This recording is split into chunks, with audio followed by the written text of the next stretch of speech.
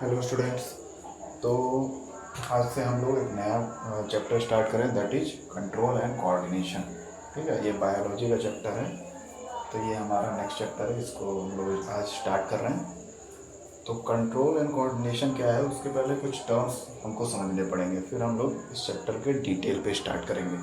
तो सबसे पहला टर्म है स्टिमुलस, जो आप क्लास 6 से पढ़ रहे होंगे। स्टिमुलस स्टिमुलस क्या होता है? चेंजेस इन आवर एनवायरनमेंट या surrounding to which organism respond are known as stimulus. ठीक है, हमारे आसपास कोई परिवर्तन होता है और उस परिवर्तन के बदले में हम लोग रिस्पॉन्स करते हैं। तो वो जो परिवर्तन हमारे आसपास होता है किसी भी चीज़ में, उसी को हम लोग स्टिमुलस बोलते हैं या स्टिमुलाई बोलते हैं। ठीक है, स्टिमुलाई जो है प्लूरल वर्ड है, स्टिमुलस सिंगुलर वर्ड है। ठीक, तो स्टिमुलस यानी हमारे ऑर्गेनिज्म, लिविंग ऑर्गेनिज्म, चाहे वो प्लांट हो एनिमल हो, उसके चारों तरफ कुछ चेंजेस होते हैं और उस चेंज की वजह से जब ऑर्गेनिज्म कुछ अपने व्यवहार में चेंज करता है तो उसी जो पार्टिकुलर चेंज है उसको हम लोग स्टिमुलस बोलते हैं। ठीक है, जैसे heat, light, smell, taste etcetera etcetera, है ना, कि गर्मी बहुत ज़्यादा है या ठंडी बहुत ज़्यादा है, या लाइट बहुत ज़्यादा है या कम है, अंधेरा है, स्मेल है किसी चीज़ का, है ना। जैसे कुछ स्मेल आया तो स्मेल के रिस्पांस में हम लोग बता सकते हैं हाँ कि ये सब्जी का महक है या ये मिठाई की महक है, इस तरह का कुछ अंदाज़ा लगा सकते हैं। तो वो स्मेल क्या है? एक तरह का स्टिमुलस हमारे लिए, और उसके रिस्पांस में हम लोग एनालाइज कर रहे हैं, बता रहे हैं कि ये इस चीज़ की होगी। या फिर हम लोग टेस्ट करके कुछ खा के बताते हैं कि हाँ ये मीठा है, ये तीखा है, ये कड़वा चीज़ है ना। तो ये जो पार्टिकुलर कोई चीज़ का टेस्ट हो गया, किसी चीज़ का स्मेल हो गया, या लाइट कहीं पर है या कहीं डार्कनेस है, कहीं पे हीट है, कहीं पे कोल्ड है, तो ये सारे जो कंडीशन है ये चेंज होते रहते हैं। तो यही हमारे स्टिमुलस है, और इसके चेंज होने से क्या होता है, हम लोग रिस्पॉन्स करते हैं उसके अनुसार, है ना। ठंडा रहेगा तो कुछ अलग रिस्पॉन्स हमारा रहेगा, गर्म रहेगा तो कुछ और रिस्पॉन्स रहेगा, अंधेरा हो जाएगा तो कुछ और रिस्पॉन्स रहेगा, अंधेरा हो जाएगा तो हम लोग थोड़ा सा चौंधिया जाएंगे, खोजने लगेंगे कहीं लाइट मिल जाए, टॉर्च मिल जाए। और बहुत ज़्यादा रोशनी रहेगा तो आंखों को बंद कर लेंगे क्योंकि आंखों में चुभने लगेगा रोशनी। तो इस तरह के जो हमारे आसपास में चेंजेस होते हैं उनको हम लोग स्टिमुलस बोलते हैं, और उस चेंजेस के अकॉर्डिंग ही हम लोग अपने आप में परिवर्तन करते हैं, अपने बिहेवियर में चेंज लाते हैं। तो ये हो गया हमारा स्टिमुलस। दूसरा है response. It is the action shown by organism with respect to external stimuli. वही बात हो रही है कि जैसे हमारे आसपास कोई चेंज हुआ तो उस चेंज को हम लोग बोलेंगे स्टिमुलस। अब उस चेंज के रिस्पेक्ट में, रिस्पेक्ट का मतलब क्या है, वो चेंज हुआ, अब उसके अनुसार हमको कुछ करना है, तो वो जो हम एक्शन ले रहे हैं, कुछ भी कर रहे हैं, वो हमारा क्या कहलाता है? रिस्पॉन्स कहलाता है ना। जैसे कि अब ये बोर्ड है, अब मेरे हाथ में मार्कर है, ठीक है, बोर्ड है, मार्कर है, तो मैं लिखूंगा या कुछ इधर उधर ऐसे खिंचाऊंगा, है ना।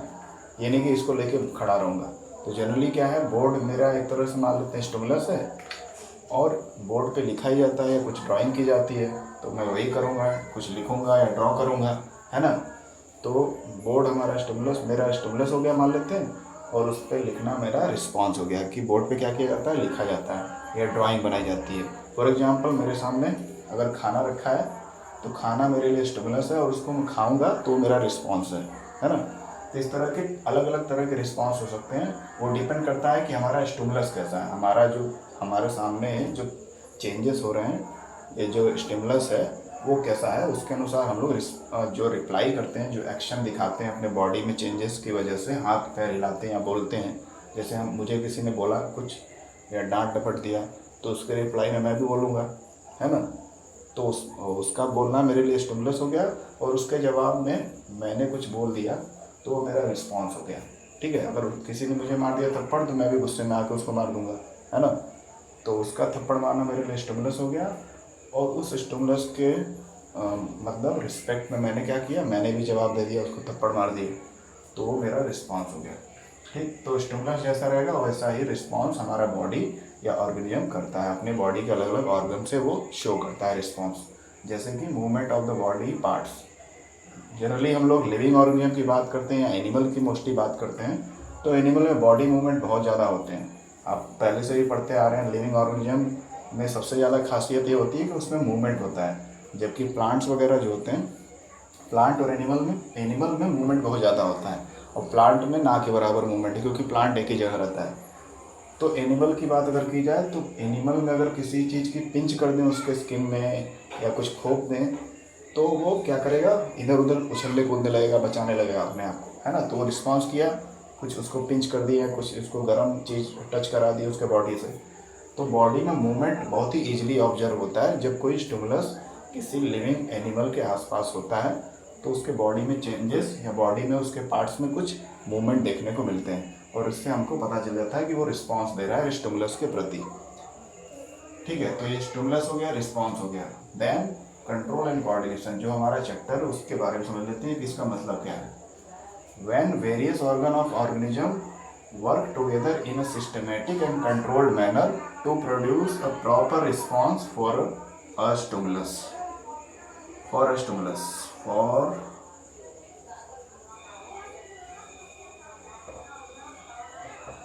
होगा for, ये चल के मेरा लगता है खत्म हो गया, दूसरा निकालना पड़ेगा। ठीक है, तो for a stimulus, for a stimuli, stimulus लिख देंगे, और लिख देंगे तो सिंगुलर में लिखना पड़ेगा इसको, ये तो बहुत हल्का चल रहा है ना। तो जो हमारे बॉडी के अलग अलग ऑर्गन हैं किसी भी लिविंग ऑर्गेनिज्म के, एनिमल के या प्लांट के, मोस्टली एनिमल में ज़्यादा रिस्पॉन्स देखने को मिलता है, प्लांट में भी होता है लेकिन एनिमल में ज़्यादा, क्योंकि इसमें मूवमेंट ज़्यादा होता है। तो जब हमारे बॉडी के अलग अलग ऑर्गन है ना, अलग अलग ऑर्गन जिस पे स्टिमुलस काम किया है, तो वो, और जब बहुत सारे ऑर्गन एनिमल के या ऑर्गेनिज्म के एक साथ मिल करके एक कंट्रोल्ड वे में एक रिस्पॉन्स क्रिएट करते हैं किसी स्टिमुलस के जवाब में, तो उसी को हम लोग बोलते हैं कंट्रोल एंड कोऑर्डिनेशन फिनोमेना। ठीक है, तो हमारा बॉडी, हमारे आसपास जो परिवर्तन होते हैं रहते हैं हमेशा, है ना। हम सोते जागते जो भी कुछ होता है, बहुत सारी एक्टिविटी होती है दिन भर, लाइफ टाइम, तो बहुत सारे चेंजेस हमारे आसपास होते हैं, और उसके रिस्पॉन्स में हम लोग, हमारा बॉडी जो है रिप्लाई करता है ना। तो और वो भी कंट्रोल्ड वे में करता है, ये नहीं कि एकदम अफरा तफरी मचा दे, पागलों जैसा हरकत करे, वो नहीं। तो कंट्रोल्ड वे में जो रिप्लाई करता है अलग अलग स्टिमुलस के लिए हमारा बॉडी, उसी को हम लोग बोलते हैं कंट्रोल एंड कोऑर्डिनेशन। ठीक है, कभी कभी कुछ हरकतें जो होती हैं कोऑर्डिनेटेड नहीं होती हैं, मतलब जैसे किसी का दिमाग मतलब सही नहीं है, मेंटली डिस्टर्ब है, तो वो जो कोऑर्डिनेशन उसका सही नहीं हो पाता, कुछ उसको रिस्पांस किया गया तो कुछ उसके मतलब उसको कुछ स्टिमुलस दिया गया तो वो रिस्पांस बहुत ही अजीब सा देगा। तो लेकिन ये सभी लोगों का मेंटल तो प्रॉब्लम होता नहीं, तो वो एक्सेप्शनल केस है। लेकिन ओवरऑल जो नॉर्मल पर्सन है जिनका मेंटल स्टेटस सही है, दिमागी रूप से जो सही है, वो क्या होता है, अलग अलग एक्टिविटी करते हैं, अलग अलग स्टिमुलस के प्रति वो अलग अलग तरह का रिस्पांस उनका बॉडी ऑर्गन देता है एक कंट्रोल्ड वे में, उसी को हम लोग बोलते हैं कंट्रोल एंड कोऑर्डिनेशन। यानी हमारे बॉडी का हर एक हिस्सा जो है एक दूसरे के साथ मिलकर एक सही रिस्पांस क्रिएट कर रहा है पार्टिकुलर स्टिमुलस के लिए, अलग अलग समय पर जो भी हमारे बॉडी को स्टिमुलस मिल रहा है उसके लिए हमारे बॉडी के सभी ऑर्गन मिलकर एक सही रिस्पांस क्रिएट कर रहे हैं, और उसको भी कंट्रोल्ड वे में क्रिएट कर रहे हैं। इसी फिनोमेना को कंट्रोल एंड कोऑर्डिनेशन फिनोमेना बोलते हैं। ठीक है, ये क्लियर हो गया। चलिए, तो ये कुछ बेसिक चीज़ें थी, ये जानना जरूरी था। स्टिमुलस जो हमारे आसपास चेंजेस होते हैं जिसके प्रति हम लोग रिस्पॉन्ड करते हैं वो स्टिमुलस कहलाता है। रिस्पॉन्स चेंजेस की वजह से जो हम लोग रिस्पॉन्स मतलब जो रिप्लाई करते हैं, हमारे बॉडी में जो चेंजेस मतलब बॉडी में कुछ हरकत होती है उसको हम लोग रिस्पॉन्स बोलते हैं। और कंट्रोल कोऑर्डिनेशन मतलब ये जो स्टिमुलस है और रिस्पॉन्स है ये कंट्रोल्ड वे में जब हमारे बॉडी ऑर्गन सारे मिल के करते हैं एक रिस्पॉन्स क्रिएट करते हैं तो उसको हम लोग कंट्रोल एंड कोऑर्डिनेशन फिनोमेना बोलते हैं। ठीक है, तो ये होगी बेसिक चीज़ें इस चैप्टर की स्टार्टिंग में। अब इसमें हम लोग थोड़ा सा अच्छे से इंट्रोडक्शन समझ लेते हैं। अब देखिए, अब यहाँ पर बात हो रही है कि बॉडी में बहुत सारे मूवमेंट होते हैं और लिविंग ऑर्गेनिज्म में तो मूवमेंट बहुत ज़्यादा होते हैं, है ना। तो living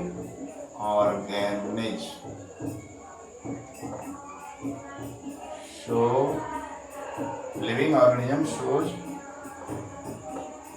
movement, living organism shows movement, अलग अलग तरह के मूवमेंट लिविंग ऑर्गेनिज्म शो करता है ना। अलग अलग तरह के मूवमेंट शो करता है। जैसे हम दौड़ना हो गया, रनिंग हो गया, ईटिंग हो गया, तरह तरह की एक्टिविटी है। ईटिंग और ईटिंग, फिर उसके बाद वॉकिंग, स्लीपिंग या क्राइंग, चिल्लाना, इस तरह की तमाम हरकतें, तमाम तरह की अलग अलग तरह की एक्टिविटीज या मूवमेंट इंसान या एनिमल शो करता है ना। और यही प्रॉपर्टी उसको बनाती है कि वो यूनिक है। हमारा जो हम जो ह्यूमन है या एनिमल है, यही प्रॉपर्टी इसकी बताती है कि हमारा बॉडी यूनिक है ना। तो ये हो गया। अब उसके बाद तो ये जो बॉडी में मूवमेंट होते हैं अलग अलग तरह के, ये जनरली लिविंग ऑर्गेनिज्म के एनिमल पार्ट में पाया जाता है ज़्यादा। हालांकि प्लांट में भी होता है लेकिन बहुत ही कम होता है। आप पहले से भी पढ़ते आ रहे हैं, प्लांट में जो मूवमेंट है बहुत कम होता है, बहुत लिमिटेड होता है। बट एनिमल में काफ़ी सारा मूवमेंट होता है, देखा जाता है। तो यही इसकी यूनिक बात है ना। तो हम लोग मूवमेंट क्यों करते हैं? जैसे हमको रनिंग क्यों करना है? हमको कहीं पहुंचना है ना। तो हर जगह जो एक्टिविटी होती है, मूवमेंट जो होती है एनिमल के बॉडी में, उसके पीछे कोई ना कोई स्टिमुलस होता है, कोई ना कोई कारण होता है। जैसे रनिंग है, हमको कुछ जल्दी अचीव करना है, उसके लिए रनिंग कर रहे हैं। ईटिंग का मतलब खा रहे हैं, खान किस में एनर्जी पाने के लिए, उसके पीछे क्या स्टिमुलस क्या है? एनर्जी गेन करना। और खाना खाएंगे तो एनर्जी गेन होगा और एक्टिविटी, बाकी हमारे काम कर पाएंगे जो डेली के हमारे वर्क हैं। और इसी तरह से स्लीपिंग हो गया, रिलैक्स करना है, बॉडी को आराम देना है, तो वो हमारा स्टिमुलस हो गया स्लीपिंग के लिए। क्राइंग, चिल्लाना, कोई धीमी आवाज़ नहीं सुन रहा है लेकिन उसको बुलाना है तो उसके लिए क्राई करेंगे। या कोई मुझे गुस्सा कर दिया है, किसी को गुस्सा कर दिया है तो उसके लिए रो रहे हैं, वीपिंग। इस तरह की जो भी एक्टिविटी होती है उसके पीछे कहीं ना कहीं कोई स्टिमुलस होता है, कोई ना कोई कारण होता है, जिसकी वजह से रिस्पॉन्स एक्टिविटी के रूप में या मूवमेंट के रूप में एनिमल बॉडी में देखने को मिलता है। ठीक है। तो इस तरह से हमारे लाइफ में जो भी लिविंग ऑर्गेनिज्म में मूवमेंट या एक्टिविटी देखने को मिलती है, that is ultimately because of some stimulus. किसी न किसी स्टिमुलस के, किसी न किसी कारण की वजह से वो होता है। ठीक है। बिना कारण की कोई चीज़ नहीं होता है। तो मूवमेंट कॉमन है ये। अच्छा, और क्या है? अब लेकिन अगर हम लोग प्लांट्स की बात करें, तो प्लांट्स में जो मूवमेंट है, क्या अभी हम लोग बात कर रहे थे और बहुत बार पढ़ भी चुके हैं, यहाँ पे मूवमेंट लिमिटेड होता है। लिमिटेड यानी प्लांट एक जगह से दूसरी जगह नहीं चला जाएगा, उसको ले जाने के लिए हमको उसके जड़ से निकाल कर एक टाइम पर, पार्टिकुलर टाइम पे, यानी कि मैच्योर हो गया उसको उखाड़ के कहीं लगा दें तो वो सूख जाएगा, डेड हो जाएगा। तो उसमें मूवमेंट बहुत ही कम होता है, बहुत ही ज़्यादा कम, लिमिटेड मूवमेंट होता है। प्लांट एक ही जगह रहेगा, है ना, एक ही जगह प्लांट रहता है ना। तो प्लांट जो है एक ही जगह रहता है, उसका फिक्स पोजीशन है। जबकि एनिमल एक जगह से दूसरी जगह मूव कर पाता है, लेकिन प्लांट के केस में ये मूवमेंट नहीं हो पाता है।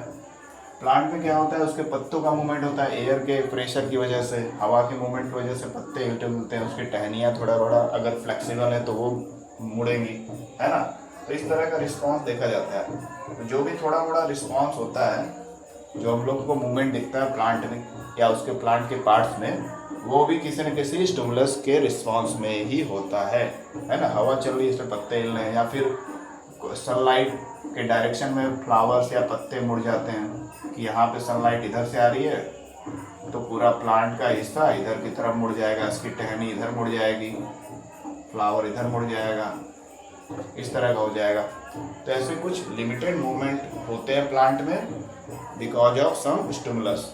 वो सनलाइट भी हो सकता है, टच भी हो सकता है ना, या ग्रेविटी भी हो सकता है, ग्रेविटेशनल फोर्स नीचे खींचता है चीज़ों को।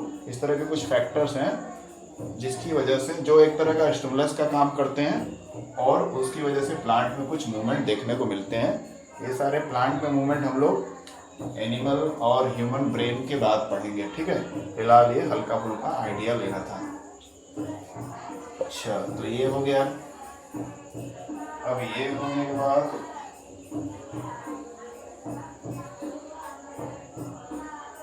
तो ओवरऑल यही कह सकते हैं कि लिविंग ऑर्गेनिज्म यानी प्लांट और एनिमल्स दोनों में मूवमेंट होते हैं, लेकिन बहुत ज़्यादा मूवमेंट होते हैं एनिमल्स में।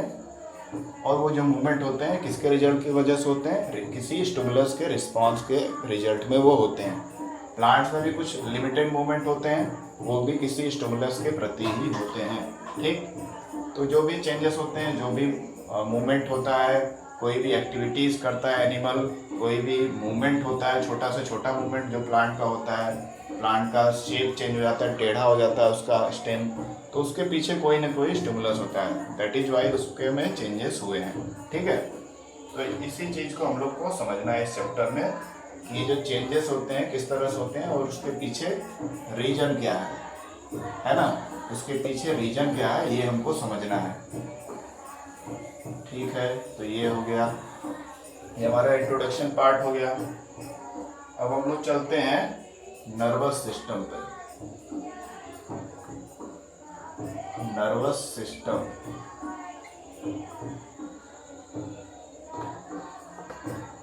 नर्वस सिस्टम आप जानते होंगे, क्लास 9 में भी पढ़े होंगे, उसके पहले भी हम लोग पढ़े थे कुछ थोड़े बहुत इसके बारे में, न्यूरॉन वगैरह आप जानते होंगे। तो क्या है नर्वस सिस्टम? नर्वस सिस्टम जैसे हम लोगों ने पिछले चैप्टर में बायोलॉजी के अलग अलग लाइफ प्रोसेस पढ़े थे, न्यूट्रिशन, एक्सक्रीशन, रेस्पिरेशन, सर्कुलेशन, इस तरह की एक्टिविटीज़ पढ़ी थी। तो कंट्रोल एंड कोऑर्डिनेशन भी एक तरह का बायोलॉजिकल या लाइफ प्रोसेस ही है ना। जो कंट्रोल कोऑर्डिनेशन है स्टिमुलस के रिस्पांस में, जो हम लोग का रिस्पांस निकल रहा है, बॉडी में मूवमेंट हो रहा है, तो उसको हम लोग कंट्रोल कोऑर्डिनेशन बोलते हैं। ये भी एक तरह का क्या है, हमारा लाइफ प्रोसेस है। लाइफ के होने के लिए जैसे खाना, न्यूट्रिशन जरूरी है, रेस्पिरेशन जरूरी है, एक्सक्रीशन जरूरी है, और भी जो एक्टिविटीज़ है, उसी तरह से कंट्रोल कोऑर्डिनेशन भी लाइफ प्रोसेस का ही पार्ट है। लेकिन ये थोड़ा सा बड़ा टर्म है, तो इसके लिए अलग चैप्टर थोड़ा सा हमको पढ़ना है, हल्का सा डिटेल में। ठीक है, तो कंट्रोल कोऑर्डिनेशन का सबसे मेन जो सिस्टम होता है किस पे डिपेंडेंट होता है, नर्वस सिस्टम। ठीक है, जैसे डाइजेशन होता है डाइजेस्टिव सिस्टम पे डिपेंडेंट होता है, उसी तरह से कंट्रोल एंड कोऑर्डिनेशन जो है वो नर्वस सिस्टम पे डिपेंडेंट होता है। नर्वस सिस्टम में क्या क्या चीज़ें होती हैं? नर्वस सिस्टम हमारा दो पार्ट से बना होता है, CNS। CNS शॉर्ट में मैं लिख रहा हूँ, पूरा इसका नाम लिखेंगे आप, सेंट्रल नर्वस सिस्टम। CNS इसको शॉर्ट में बोल सकते हैं, लेकिन आप उसका पूरा नाम ही लिखेंगे। ठीक है, शॉर्ट में हर चीज़ नहीं पढ़ना है, कभी कभार CNS भी बोला जाता है। तो सेंट्रल नर्वस सिस्टम, हमारे नर्वस सिस्टम यानी नर्व, ब्रेन, कुछ आ रहा होगा आपको याद, तो वही चीज़ें। और एक होता है PNS, peripheral nervous system. Peripheral nervous system, peripheral nervous system. ठीक है, तो दो तरह के सिस्टमों से मिलकर हमारा ब्रेन का सिस्टम बना रहता है, जिसका पूरा एक जाल बिछा रहता है पूरे बॉडी में, है ना। तो उसको हम लोग बोलते हैं नर्वस सिस्टम। नर्वस सिस्टम किससे बना होता है? दो सिस्टम से, सेंट्रल नर्वस सिस्टम और पेरिफेरल नर्वस सिस्टम। अब सेंट्रल नर्वस सिस्टम का जो मेन पार्ट है वो क्या है? Brain and spinal cord. Spinal cord, ठीक है। और पेरिफेरल नर्वस सिस्टम का मेन जो पार्ट होता है वो होता है नर्व, जो ब्रेन की नसें होती हैं, जिसको हम लोग बोल सकते हैं तो नर्व। ठीक है, तो सबसे बड़ा सेंटर हमारा ब्रेन हो गया, जो खोपड़ी में हमारे स्कल के अंदर, और हमारे रीढ़ की हड्डी से जाता हुआ एक पीछे लंबा सा थ्रेड जैसा स्ट्रक्चर होता है, रस्सी जैसा पतला सा, जो ब्रेन से कनेक्टेड रहता है, उसको बोलते हैं स्पाइनल कॉर्ड। कॉर्ड मतलब रस्सी या धागा होता है, मोटा धागा या रस्सी बोल सकते हैं। तो रस्सी जैसा इसका शेप है, इसलिए इसको स्पाइनल कॉर्ड बोलते हैं। स्पाइन यानी हमारी रीढ़ की हड्डी से लगा हुआ, उसी के अंदर रहता है, उसी के अंदर होल रहता है, उसी में ये पतला मसल का बना हुआ, सॉफ्ट टिश्यू से बना हुआ कॉर्ड जैसा, रस्सी जैसा स्ट्रक्चर होता है, जो ब्रेन से कनेक्टेड रहता है, इसको स्पाइनल कॉर्ड बोलते हैं। ठीक है, तो ब्रेन और स्पाइनल कॉर्ड हमारा सेंट्रल नर्वस सिस्टम का पार्ट है, और पेरिफेरल नर्वस सिस्टम का पार्ट है हमारा नर्व्स। नर्व यानी ब्रेन की नसें, जो दिमाग की नसें हैं जो पूरे बॉडी में फैली हुई हैं, उनको हम लोग पेरिफेरल नर्वस सिस्टम का पार्ट बोलते हैं। ठीक, अच्छा ये हो गया। तो सेंट्रल नर्वस सिस्टम हो गया और पेरिफेरल नर्वस सिस्टम हो गया। अब इसका थोड़ा सा स्ट्रक्चर बना के देख लेते हैं। एक रफ डायग्राम बनाया जा रहा है। तो मान लेते हैं ये इंसान का बॉडी है।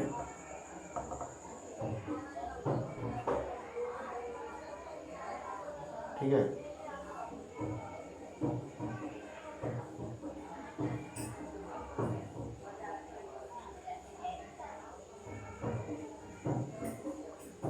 तो ये ह्यूमन बॉडी का एक रफ डायग्राम मैं बना रहा हूँ।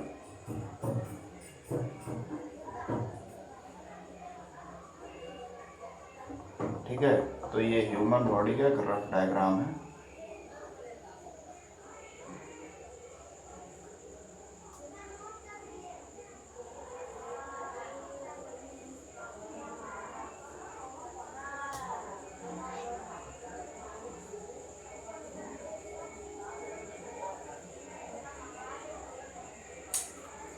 ये थोड़ा सा गड़बड़ हो रहा है।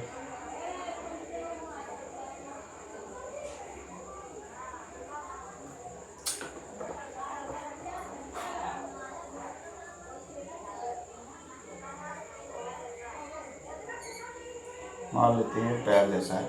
ठीक है, तो ये ह्यूमन बॉडी है। यहाँ पे रहता है ब्रेन, अखरोट के आकार का रहता है ना। ये हमारा ब्रेन है, खोपड़ी है, और इसी ब्रेन से लगा हुआ एक रस्सी जैसा, कॉर्ड जैसा, सिलेंड्रिकल शेप का एक रस्सी जैसा स्ट्रक्चर होता है, जो हमारे रीढ़ की हड्डी जो होती है वर्टिबल कॉलम, उसके बीच में होल्स रहते हैं, उन हड्डियों के बीच में, उसी होल में से होते हुए आता है ये पूरा।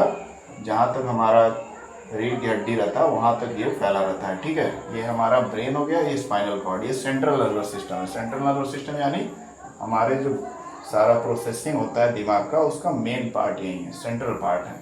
और पेरिफेरल मतलब साइडवेज। अब इस जो स्पाइनल कॉर्ड निकला है, जो ब्रेन से कनेक्टेड है धागे जैसा, इसमें से महीन महीन ब्रांचिंग पूरे बॉडी में फैली रहती हैं, है ना। ये तो मैं ऐसे रफ ऐसे लाइन बना रहा हूँ, बहुत सारी ब्रांचेस होते हैं। इससे पहले मोटी नसें निकलेंगी, नर्व्स, फिर उसके भी ब्रांचेस पतले पतले हो जाएंगे और पूरे बॉडी में फैल जाएंगे।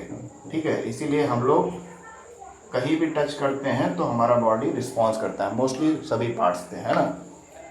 नॉन लिविंग पार्ट्स को छोड़ दिया जाए तो, जैसे हेयर है, हेयर का ऊपरी हिस्सा टच करेंगे, उसको काट देंगे तो हालांकि पता चल जाता है हेयर को काटने पे, लेकिन अगर बहुत हल्के से पकड़ा जाए तो पता नहीं चलेगा। अगर ऊपर के हिस्से को काट दिया जाए, बाल को, तो पता नहीं चलेगा, क्योंकि it is a non living part, protein है ये केवल।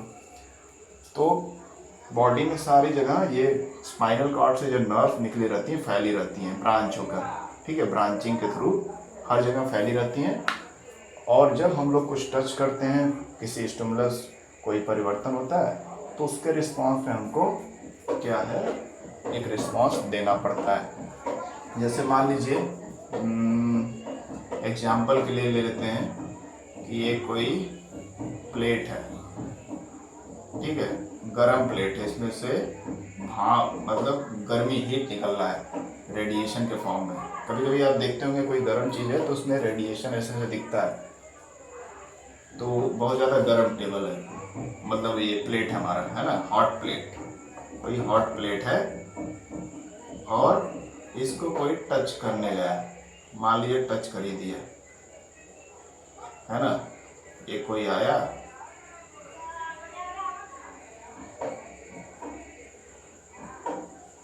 तो किसी ने यहाँ पर आकर टच कर दिया इसको, और टच करते ही तुरंत क्या रिस्पांस उसका होगा, ये डॉटेड से मैं बना रहा हूँ कि टच करते ही क्या होगा